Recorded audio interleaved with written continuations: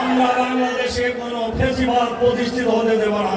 পল্টনে গণহত্যা চালিয়েছেন, তারা গণহত্যা চালিয়েছেন পিলখানার সদর দপ্তরে দেশপ্রেমিক সেনা কর্মকর্তাদেরকে হত্যা করার মধ্য দিয়ে তারা গণহত্যা চালিয়েছেন শাপলা চত্বরে 2013 সালের 5ই মে আলেম ওলামাকে নির্বিচারে গণহত্যা চালিয়ে হত্যা করা হয়েছে।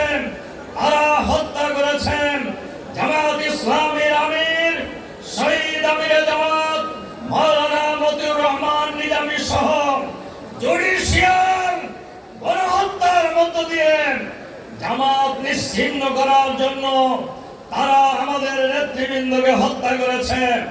সর্বশেষ জুলাই বিপ্লবে হাজার হাজার মানুষকে হত্যা করেছেন।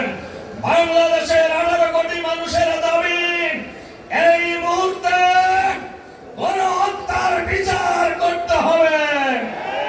বিচারের নামে কোন তামাশা বাংলাদেশের জনগণ মেনে নেবে না।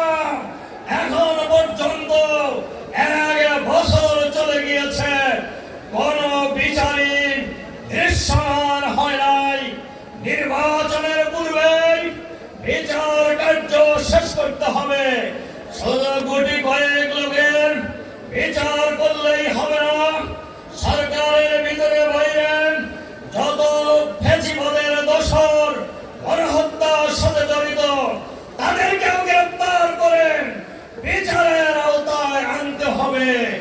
আমরা বাংলাদেশে ফেসিবাদের কোন লম্ব জম্ব আর এক মুহূর্ত দেখতে চাই না। বাংলাদেশে কোন ফেসিবাদী শাসন ফিরে আসতে দেওয়া হবে না। বাংলাদেশে কোন নতুন ফেসিবাদ বাংলাদেশের মাটিতে আমরা প্রতিষ্ঠিত হতে দেব না।